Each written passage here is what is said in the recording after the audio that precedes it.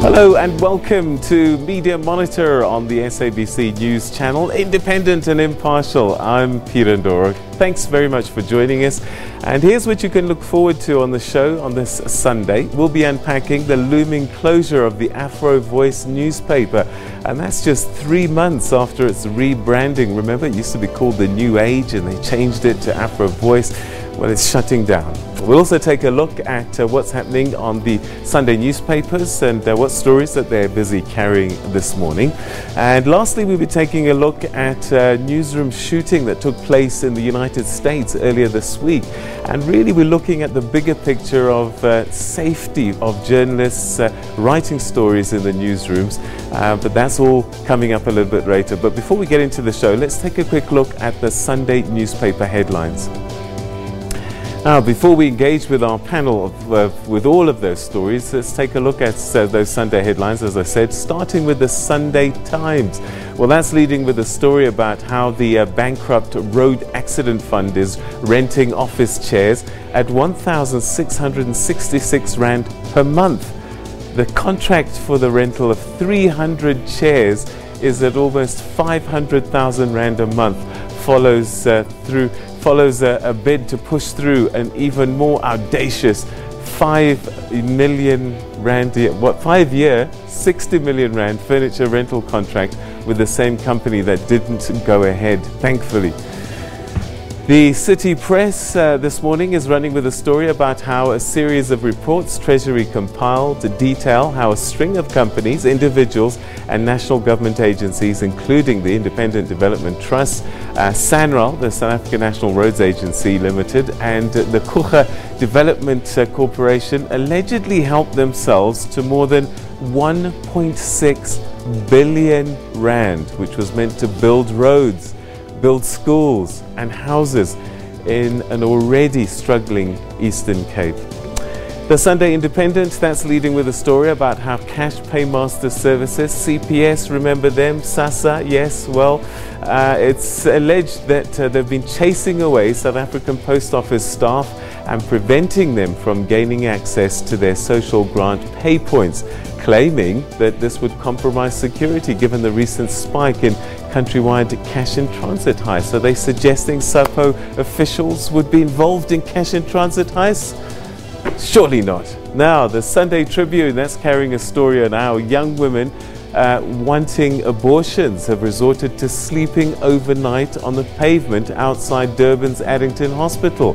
The Sunday Tribune's investigation reveals that women have been barred from the hospital's waiting rooms at night. Security guards claim that the ban was enforced because some were noisy or stole from other patients. Cape Town's Weekend Argus runs with the story about a shocking turn of events within the DA. The opposition party has suspended its Federal Legal Commission following the Western Cape High Court judgment on Mayor Patricia de Lille's legal battle this last week. The DA's about face came as the court criticized the composition of the commission, exacerbating its legal woes and its finances in the process. Crossing our border is into Swaziland. The Sunday Observer there is leading with a story on how one of the companies at the center of the alleged fraud, which was unearthed during an audit at the Swaziland Electricity Company, is said to have gone through a process of deregistration. And moving to West Africa, Nigeria's Daily Trust is carrying a story about corpses of 23 unidentified persons that were found inside a forest in Zumi, a local government area of Zamfara State. The remains, some of which had gunshot wounds or slit throats, were discovered on Friday evening in the bush. Shocking, shocking story there coming out of Nigeria. Okay, so let's look at the front pages of our newspapers, and we'll probably explore those a little bit further during the program. And I'm going to do that, of course, with my panelists. And let me introduce them to you as we say good morning to you. Teresa Madison from TISO Blackstar, thank you very much for joining us. Welcome to the program. Thank you very much for having me. And Shoni Makari, thank you very much. Media analyst, reputation manager. Thanks very much for joining us. Thank you. All right, so I see you guys have got your papers in front of you. You've been looking at those stories, and we'll explore a little bit about some of those headline stories a little bit later on. But first, I want to start with this. The print media industry has suffered another blow this week with the shutdown of the Afro Voice newspaper, formerly known as the New Age, of course. And the thing is, journalists at the Afro Voice newspaper were left shell-shocked, to say the least, as there were no warning signs that the newspaper was shutting down. According to reports, staffers there going on paid leave were promised that they will receive their salaries for the month of July. So essentially they've been given a month's notice, I guess. All right, so let's unpack that a little bit as we talk to my panelists once again. Thanks very much for joining us, both of you. I'd love to say that this has come as a surprise, but perhaps you guys know how difficult it is to run a newspaper, make it profitable. Once this whole Gupta machine got involved, I guess the writing was on the wall. Teresa? I think so. I also think, this isn't the first time, even recently, that a newspaper shut down. The times where, I worked for Tiso Blackstar, they closed their print edition recently, although they have a digital edition. And also, if we think a few years back, This Day closed down. So even newspapers where there's a genuine intention and there's no hidden agenda or someone pumping money into them for other reasons are struggling. So rebranding is not enough, and you're a man who understands reputations and the costs of reputations. Do you think that Jimmy Mani is a victim of the Guptas, even though he says that they're a separate entity, or is it just, as Teresa was suggesting, it's pretty darn hard to just make a paper profitable? Well, there are several issues. One, I think, is a victim of himself. When you take over an asset that is as overvalued as those assets were, there's a problem there in terms of your business acumen. And the second, when you realize the kind of environment you're operating in, this is strategic planning 101. You try and anticipate the future business operating environment and say to yourself, okay, what happens to this business if, for instance, we don't get the government support that this business was reliant on? And then you try and anticipate that, change the business model, change the finance model, and all those things. And just rebranding will not cut it. In fact, rebranding should have been used as the launch of the new business model that you have now developed as a way of anticipating the future operating environment. And I don't think that happened. 350 people lose their jobs. I mean, that is quite severe. What does one do? I mean, the unions are going to try and jump in there, but if you're not making money, you're not making money. Is this, again, you talked about other newspapers, is this something that we're just going to have to get used to, that newspapers are going to let go of their staff if they try and stay in the business? I think it's something we're already used to, and maybe there's only a few newspapers that have actually closed down, but if you look at the number of people that all the big newspapers employ, compared with 10 or 20 years ago, there have been retrenchment after retrenchment after retrenchment. So I think it's the reality a lot of people are living through already. And this Afro Voice story, I just wonder, the staff themselves, I guess when you've got a job, you're never thinking of a plan B, you just believe what your employers are telling you. But I suppose there must have been signs. Salaries were being late, being paid at one stage. That's already a sign that things are not okay. No, absolutely. I mean, if you work in a newspaper, you should know that newspapers are carried by advertising.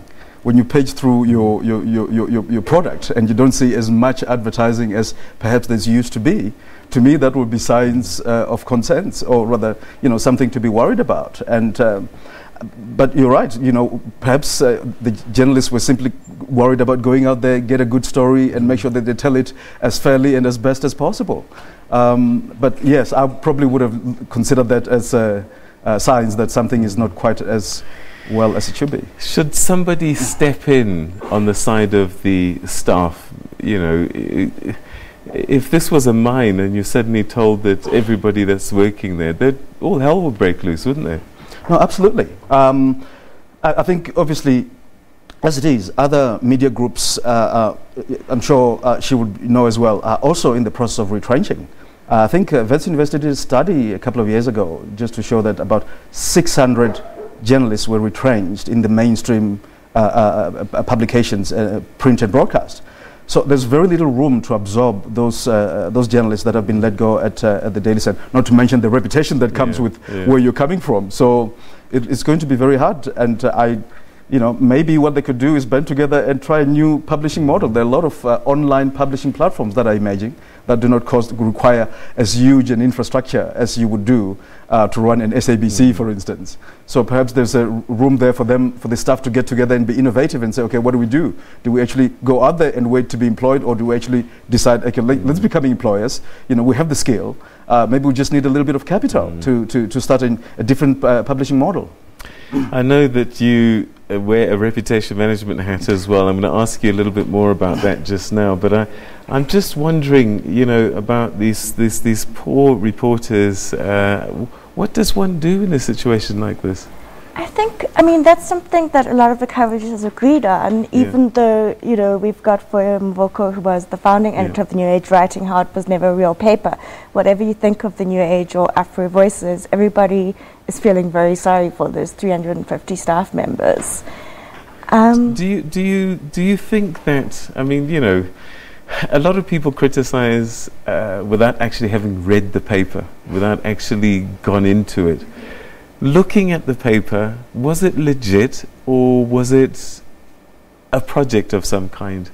Did you ever have a chance to go through it and make up your mind? I must admit I didn't read it regularly and not recently. I would say with all newspapers, even, there can be individual bits of real reporting, and I can't think of an example that springs to mind, but I definitely remember noticing those over the years. And I think also, as journalists, we have to be very careful of criticizing people who work for other papers, because I don't think any of us can come from a completely high moral ground, if that makes sense. And I think there are transferable skills. So, reputation management, I mean, could Jimmy Manyi have done, Mzwanele Manyi have done anything to separate himself from the Guptas, because there is reputational damage? We've seen other companies go down just by association. Could he have managed it another way? Absolutely. There's a tendency, I think, when people, business men and women, actually acquire assets and actually don't have the skill to run or to make the asset profitable. So instead of wanting to become boss, you go out there and you find people who can actually run it successfully, and that will be part and parcel of the repositioning. So you get credible managers, you get credible leadership. It's still your asset. You can take a position on the board, but the first thing you should have done is to deal with the reputational aspect of the business, to try and attract the advertising from the private sector, because it was too heavily dependent on advertising from government. And when those connections disappeared, surely there was a risk to the business. So from a reputational perspective, you should have actually realized that that was the biggest threat to the business. And how do I ring fence the business from the reputation that I bring and the history associated with this entity? And that's how we should have done it. Ring fence the asset, bring in competent managers and let them run it. Bring up the numbers, then go take the numbers to the advertisers and do a roadshow and try and see if you can resuscitate this over and above, for instance, implementing a totally different business model. So there are a lot of options that we're open to him. Okay, all right. Well, we've got on the line right now the Secretary General of the Communication Workers Union, Aubrey Shabalala. Mr. Shabalala, thanks very much for joining us on the program. Just to get your thoughts, that 350 members of staff are going to be unemployed at the end of July. What is the union saying about this? Well, good morning to you, Peter, and good morning to listeners. Firstly, we were shocked on how the matter was delivered to workers on Thursday and afternoon, when they were just preparing to print for their next day. But we must also highlight the fact that journalists are also workers, so they are not immune from the processes that are defined under the Act of Labor Relations Act. The unfortunate part here is that the company or under the management did not follow the necessary procedures. Whether be the newspaper is going to close down or liquidated or bought by another institution, there are processes that needs to be followed. You can't come on just in a day and say we are shutting down tomorrow, because clearly you did not see it yesterday that you are going to close down tomorrow. So we've written a letter to ANN7 or Afrotone, inquiring to say how many people are affected, what are the processes, why did not they follow processes, but also demanded to have a meeting with them, so that should we are not satisfied with the answers that we are looking for, obviously we are going to look at the legal side of things in terms of how we make sure that even if the newspaper shuts down, at least the packages that workers take home as a basis of that at least becomes a cushion to a certain extent. So what processes should they have followed? Well, firstly, let's start with when we are outsourcing, there will be Section 197, where there will be a proper consultation prior, 10 years, like a minimum of 3 months. Even if there's liquidation, there's always those consultations that also reflect as whether or not can you be able to look at other alternatives.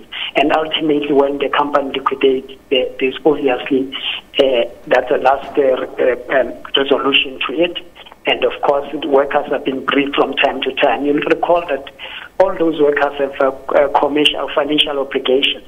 And you can't just say your last salary will be next month. There's a lot of things that they have to do in terms of their own obligations at home and so forth. So when you take people through, as stipulated into the Act, it assists them to manage those processes. All right, but the company clearly has no money. It's broke, I'm sure. Otherwise, they wouldn't be shutting down. So that maybe this is the best that they can offer. Well, Peter, you recall that firstly, in as much as say people should have seen it coming, there was a revamp of the brand itself.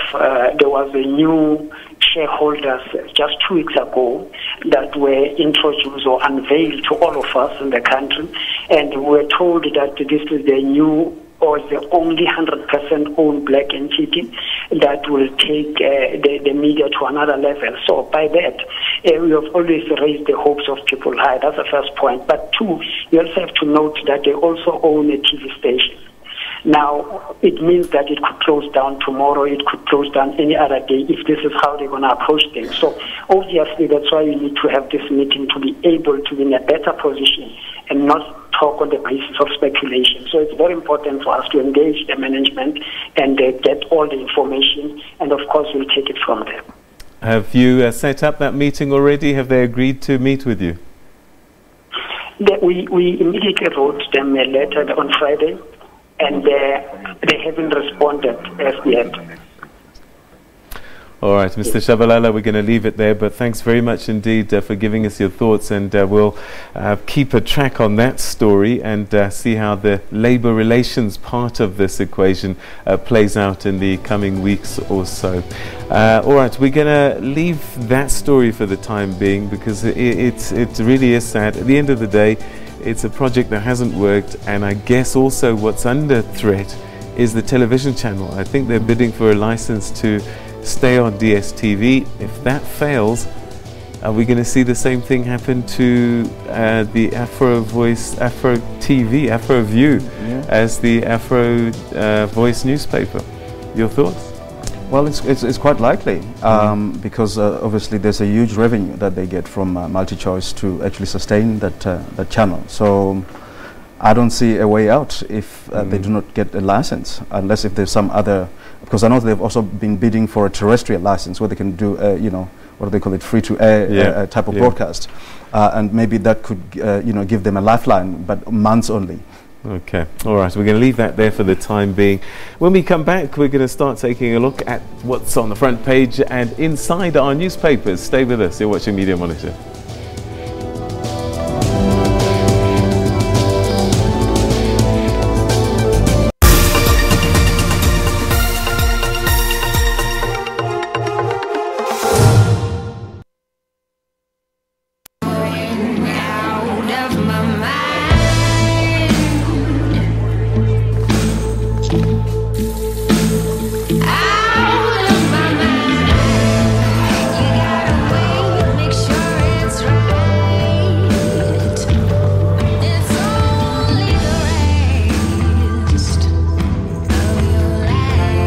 A message from the Association for Alcohol Responsibility and Education. Aware.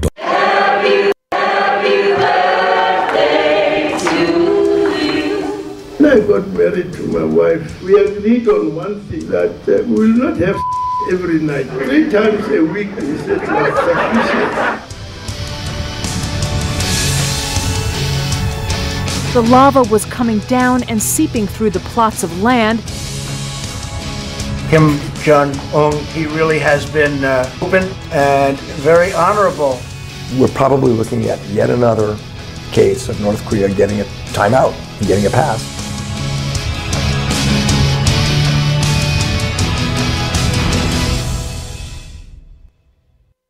Young people make up the majority of the people in this country. So why is it that the job market is filled with old people? We also need someone who can help us with everything. Job opportunities are things that could do.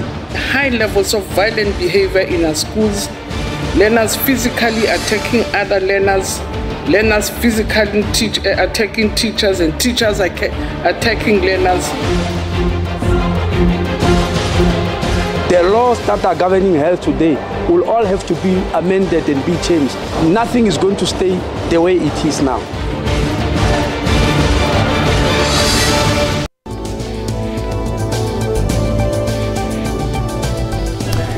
Welcome back. Let's take a look now inside our Sunday newspapers. Inside and on the front page as well, actually. We've got our guests, Shoni Makari and Teresa Madison. Teresa, let's start with you. I know that the City Press grabbed your attention. What grabbed your attention on the front page there?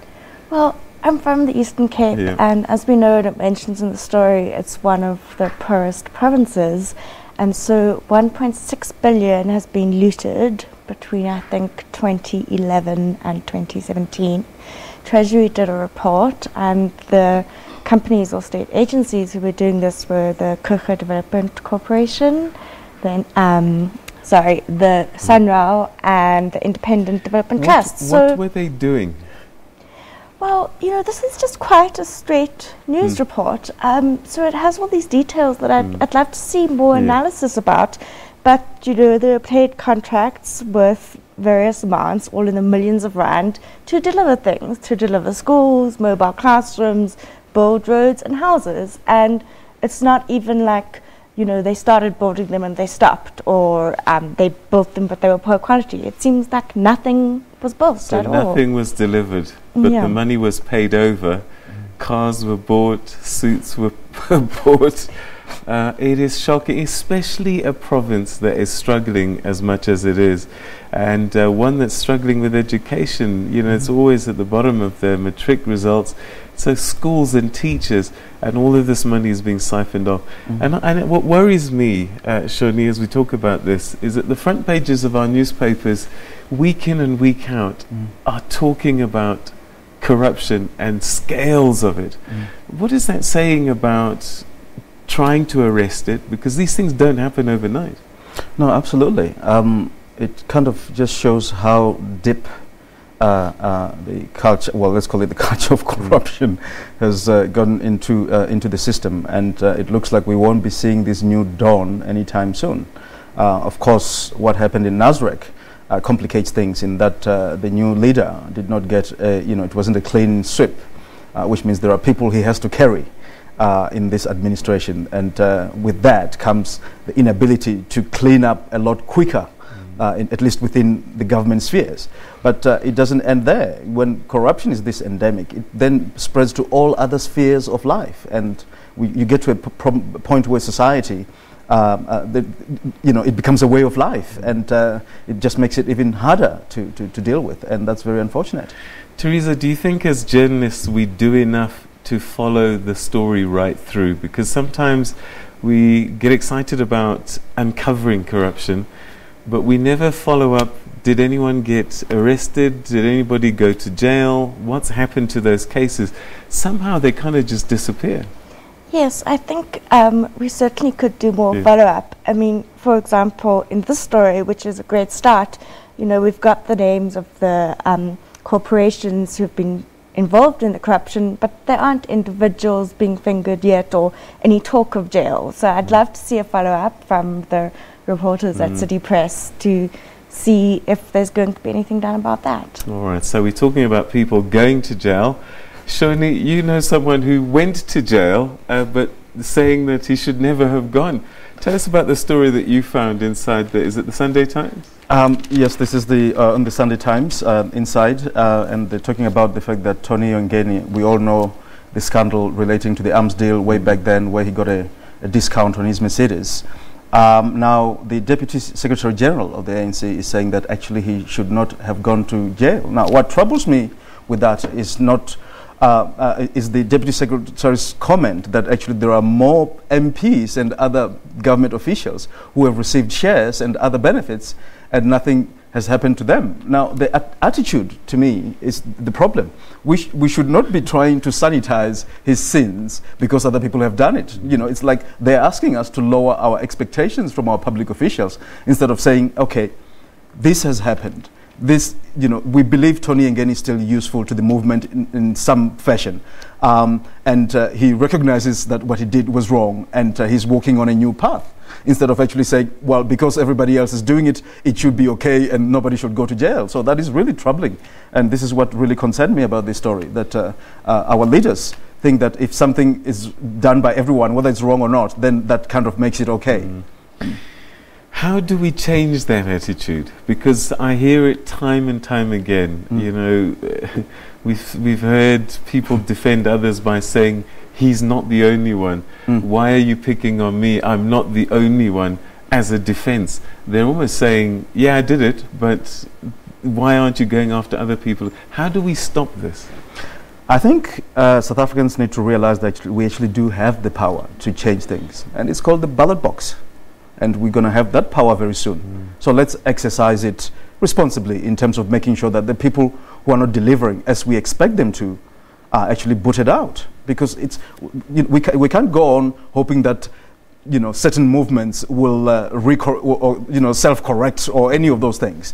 If a public official, and this refers to all political parties, because it's not just one party that governs, there are other parties that govern in different spheres of government. If a political party does not deliver as we expect, boot them out.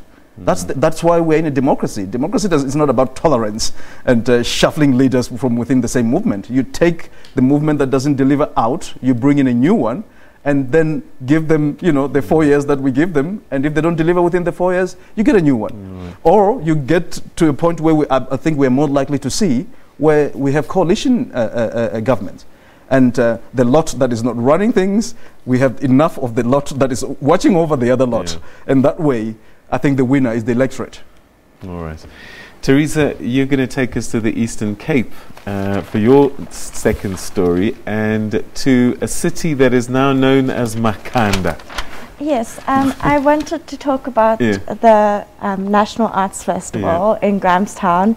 There's an article about it in City Press. I just thought it was interesting because it's talking about, will the festival stay in Makhanda or Grahamstown? It seems to be a bit down this year.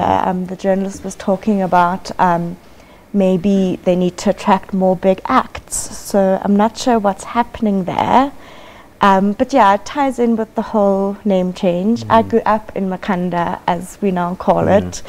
And yeah, it's been interesting on my Facebook this week. Some people seem upset about the name change. Some people are loving it. I also, when it was gazetted on Friday, I then saw a statement that said it was a coincidence that it was gazetted on the first day of the National Arts Festival. I don't think that was a coincidence. Do you I mean, you know, a lot of these things have a natural life cycle. And, you know, for a long time, South Africa was very inward-looking and was shut out from the rest of the world. And so a lot of events internally were bigger than they really were, because that's all we had. But now we have a whole world available to us. We have digital media that opens the world up to us. Is it not just a natural cycle that, you know, unless you reinvent the National Arts Festival, it's going to die a natural death? Well, I think Certainly. I mean, I was engaging in the past couple of weeks with people within the arts industry, incidentally, and they were telling me how difficult it is to operate in this industry, and we have to find new ways of actually taking our craft to market, making ourselves more relevant. Yes, they will always be, but they shouldn't be relevant to only a small group of people, which tends to be the issue with arts in this country, that only sometimes the well-heeled are the ones who tend to pay attention to arts. How do you take arts and culture to be relevant and more interesting to the average South African, so to speak? Is Makhanda too far away, Grahamstown? I mean, things like accommodation and travel become an issue. It's a great location once you're there, but getting there maybe is what's holding people back, whereas if you did it in Cape Town, Johannesburg, Durban, it's easy to get there from all over the world. I mean, I think, you know, there are also festivals and events all the time in those big cities, so Makhanda does offer something special. Maybe just more needs to be done on the logistics sides from the festival organizers of, you know, chartering special buses, getting special deals, having a shuttle that works between Makhanda and Port Elizabeth. I think one of the things would be, when I went to the Harare International Festival of the Arts a few years ago, I was just struck how it was called an international festival, and they had performers from all over the world, especially the rest of Africa. And I think, I must admit, I haven't looked at the program this year, but that's also something that the festival in Grahamstown, in Makhanda, needs to focus on. Yeah, it is a sad one, but I guess, you know, the world changes and it has to reinvent itself, and the National Arts Festival is certainly going to have to do that. And maybe by using the word national, they need to move around the country and move it in different parts of the country over time. Anyway, when we come back, we're going to take a look at the safety of journalists in their newsrooms, and that's in the wake of a shooting that took place in the United States. More on that just now.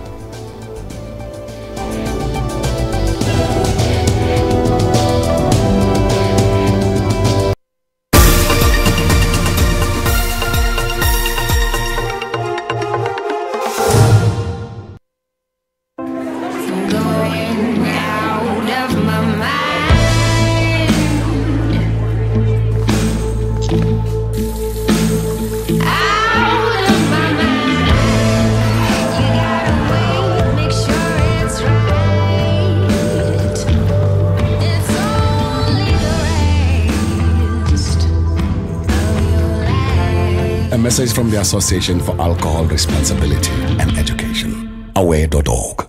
A true hacker will go after his or her target. And regardless of the obstacles, so long as the objective is there, that hacker will meet their objective. Getting access to that type of information is not the easiest thing to do. So you have to have a certain concerted attack pattern to be able to get access to something like that. There is a big challenge for us to stop this reef, Kloof-Driefontein Reef, from becoming a killing field of the mining industry.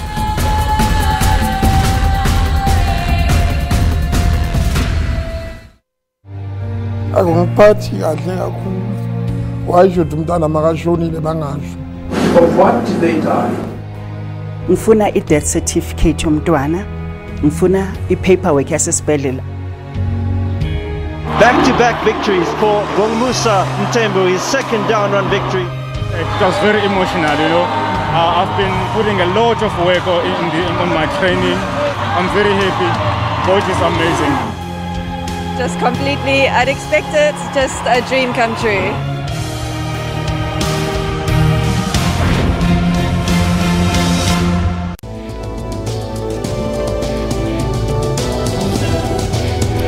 Welcome back. You're watching Media Monitor on a Sunday, and we're going to focus just now on a shooting that took place in the United States and the safety of journalists. But before that, we want to take a look at what stories have been trending on social media, because a lot of people, let's face it, this is kind of the only place that they get their news. Let's take a look and see how our SABC Digital News Division has been tracking what's been out there.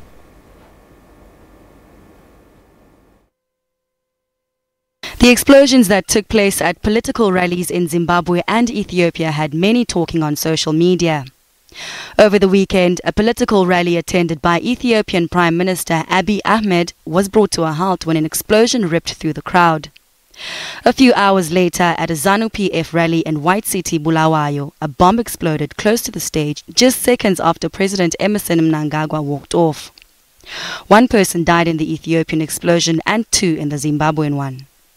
Both attacks were condemned by people across the world. Though the news of the Ethiopian blast quickly died down, the Zimbabwean blast continued to trend. Others like Professor Jonathan Moyo took to social media to say that though they condemn the incident, Mnangagwa himself had used violence to take over Zimbabwe.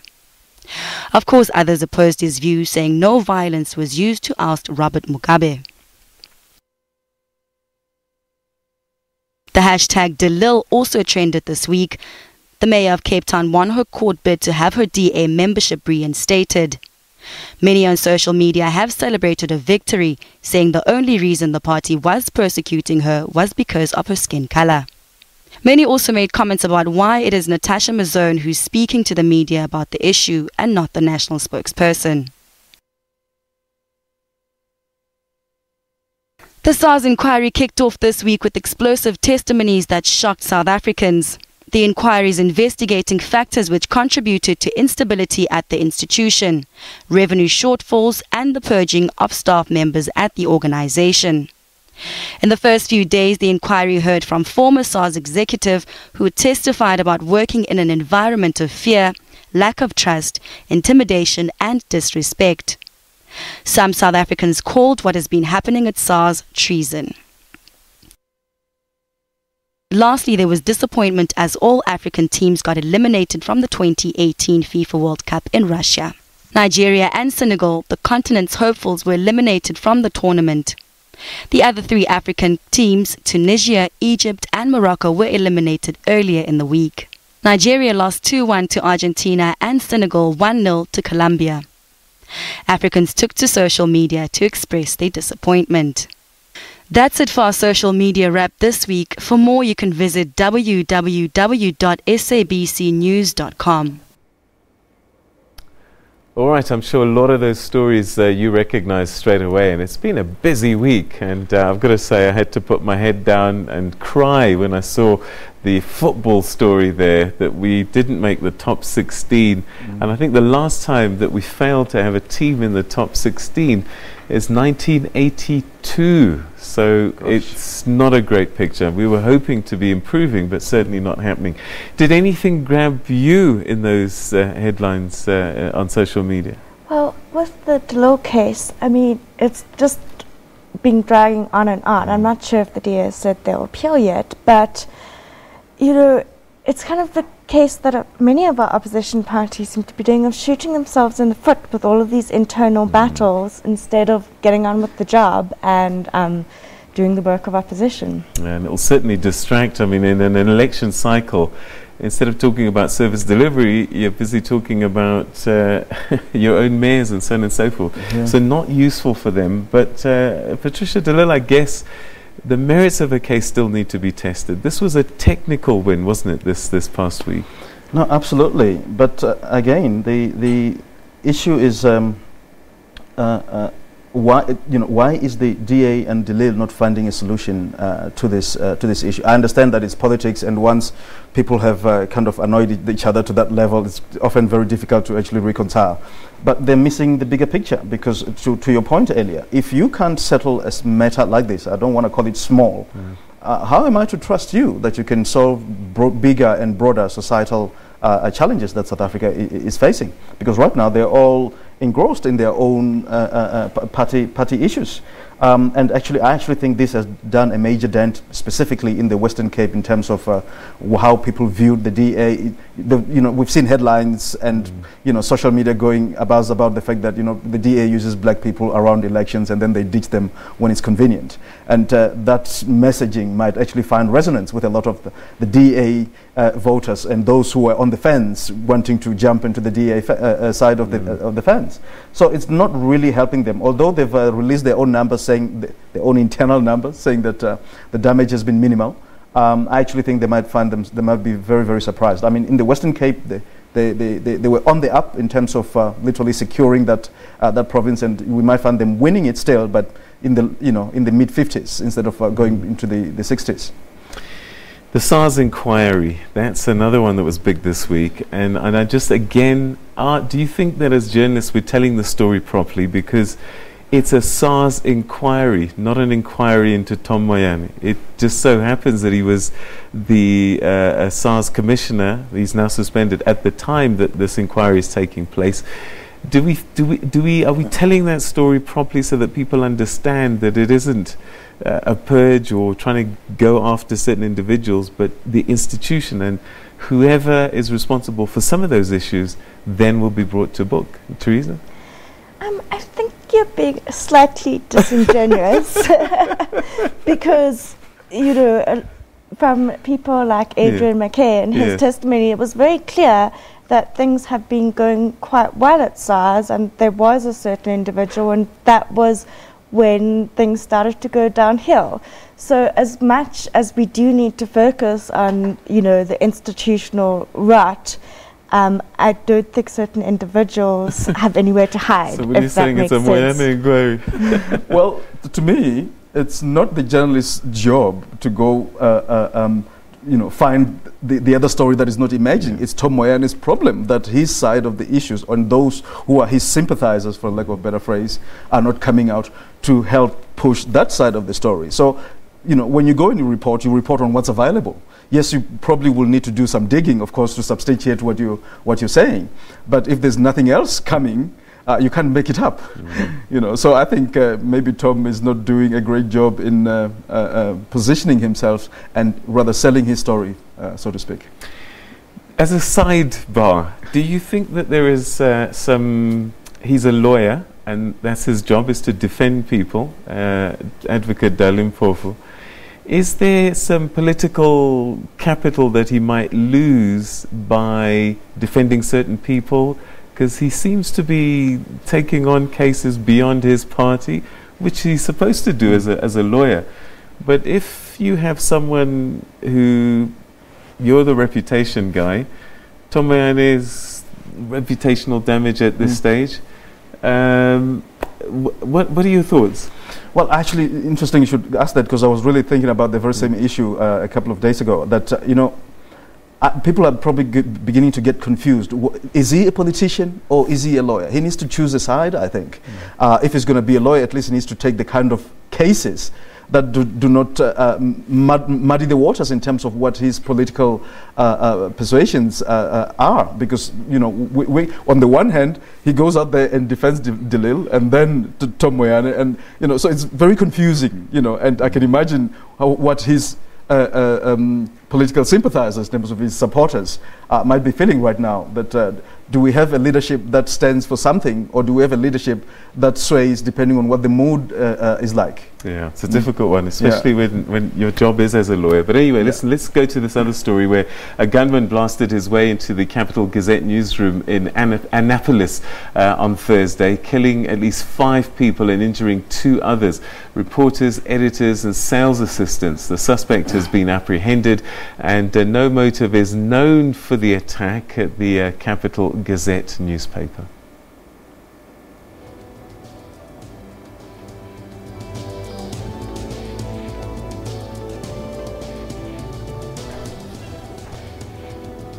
Targeted attack. We can't fathom why that person chose to do this. We don't think we have any more clear and present dangers to the citizens of Anne Arundel County. That person has had a history with the Anne Arundel County Police Department. In May of 2013, we did have a situation where online threatening comments were made. We had a detective assigned to investigate it. The detective spoke with legal counsel for the Capital Gazette, several members of the Capital Gazette staff. Mr. Marquardt, who's had some comments in the news media, was scheduled to be on that conference call. He did not call in. On that conference call, it was discussed that the Capitol Gazette did not wish to pursue criminal charges. There was a fear that doing so would exacerbate an already flammable situation.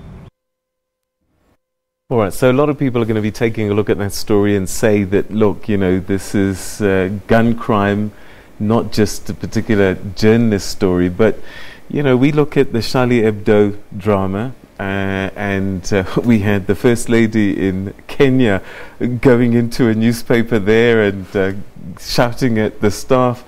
There is a very serious threat to journalism when people say, I don't like what you've written, and be violent.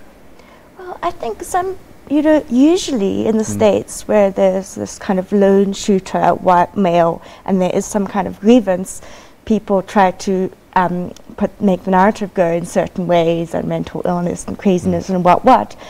But even though that's still there, this was very particularly shooting journalists and kind of attacking the media as an institution for just doing their job. And it might not have been the same as we see in other countries where it's like dodgy mafia business interests or corrupt governments going after the journalists, but this guy was doing exactly the same. He was killing people because they'd written something he didn't like, or their company had done that. We may not take guns to people here in this country, but threats can come in other ways, can't they? And so we need to be careful as well that we're not facing suddenly, you know, authorities exercising their power, random arrests, or close look at your tax returns and all sorts of things because of your writing. No, absolutely. You know, in the past, journalists used to go to cover wars. That was obviously dangerous. Now it looks like wars are being brought into the newsrooms. And the danger here, of course, is that it's a threat in a way, maybe distant, but a threat to any democracy, because I don't think politicians should be left unchecked. And journalists do a wonderful job in making sure that politicians are kept in check. If we do not have that essentially, of governance, if you like, we're in serious trouble. Our democracy, or any other democracy around the world, I believe, will be in serious trouble. Because we were saying just now that, you know, newspapers are folding. You know, they don't pay very much, I'm sure you know, as it is. So if journalism is no longer that attractive, because now, you know, your life is is under threat, we're facing a real challenge where, you know, our democracies could become seriously compromised. The other side of that story, of course, is that sometimes journalists can be sensationalist and damage a reputation of someone only to retract the story later, but usually the retraction is too late. Once you've named somebody and put an assertion next to that person, an apology is not going to change that. Yeah, it's not, but I also think we have the processes in place. Like, for example, we have the press council and the press ombud here. And it's, you know, with any false accusation, the times that it's actually false or damaging are so little. Maybe it's so few compared to the times where you're actually bringing something into the light that should be, that I think maybe it's just something we have to pay, a price we have to pay as a society. Your thoughts? Because journalists do have influence and they can shift people's opinion and minds, and so maybe it can be quite a volatile space to be in. Well, absolutely. My understanding is that he actually initially, the shooter, actually instituted a lawsuit against the paper, which he lost. So clearly, the paper probably did have a point. And to Teresa's point, there are processes. So there must be some equivalent of a press ombudsman who can then adjudicate on whether the story was fair or just and so on. And then you get a retraction or a reprint or something like that. But to take up a gun, or, you know, mount your own campaign, you know, everybody in today's world, essentially everyone is a publisher. You know, you can actually mount your own campaign, you know, to either deal with the reputational damage if it was unfair or provide clarity. But I don't think taking up arms it's a bit extreme, isn't it? Okay, so in 10 seconds, what story do you think we should be looking out for during the course of this week? Well, I think one of the biggest ones is an obvious one tomorrow, where the judge in the SARS inquiry is going to rule if it should continue after Tamayane's lawyers argued that it shouldn't be. Oh, so that'll said that it's unfair, that it's a witch hunt. Your thoughts? What story should Well, coming from Limpopo, Peter, I expect the VBS story to maybe continue to make waves. Because I understand that actually this goes beyond. I mean, the king has been brought into the story, and actually this goes beyond VBS and value investment. This is really about the fight for the kingship, and that battle has not actually been settled at all. And those who were on the losing side are coming back, mounting this kind of campaigns to try and tarnish the king by making him look like he had this 100 million overdraft and something as ridiculous as that. And let's not forget the land issue as well. The commissions continue the inquiries around the country. But that's it for Media Monitor for today. Thanks very much for tuning in, and you know where to catch us on the SABC News channel at the same time next week as we take another look at what's happening in the world of the media. Have a great one, everybody. Bye-bye.